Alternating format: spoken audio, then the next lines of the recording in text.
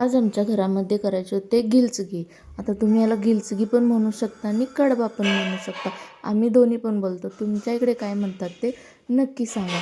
मग इथे काय केलं, ओलं नारळ फोडून घेतलं, त्याचे बारीक तुकडे करून मिक्सरमध्ये चांगलं मिक्स करून बारीक करून घेतलं आणि नंतर त्यामध्ये भाजलेले शेंगदाण्याचं कूट, सुंठ पावडर, जायफळ, वेलची पूड आणि गूळ घालून घेतलं आणि गूळ चांगलं सारणामध्ये मिक्स करून घेऊन परत ते सारण एक 5-7 मिनटं चांगलं शिजवून घेतलं गूळ विरघळेपर्यंत. मग नंतर इथं मी चपातीचं पीठ मळून ठेवलं होतं.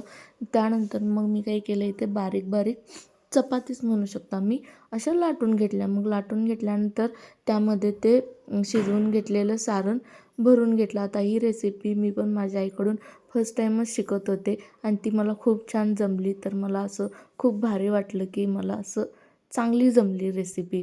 तर मी नंतर इथं असं भरून घेऊन नंतर ती चिरणीनं कट करून घेतलं आणि कट केल्यानंतर तुम्ही इथे बघू शकता खूप छान झाली होती.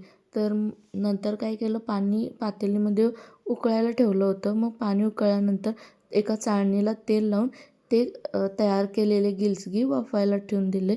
एक 5 मिनटानंतर बघू शकता खूप छान वाफून तयार झालेले आहेत आणि मस्त झाले होते. तर इथे तुम्ही बघू शकता खूप भारी झाली. त्याची टेस्ट तर अप्रतिम झाली होती, खूप मस्त. जर रेसिपी आवडली असेल आणि तर तुम्ही नवीन असाल या चॅनलवरती तर नक्की चॅनल सबस्क्राईब करा.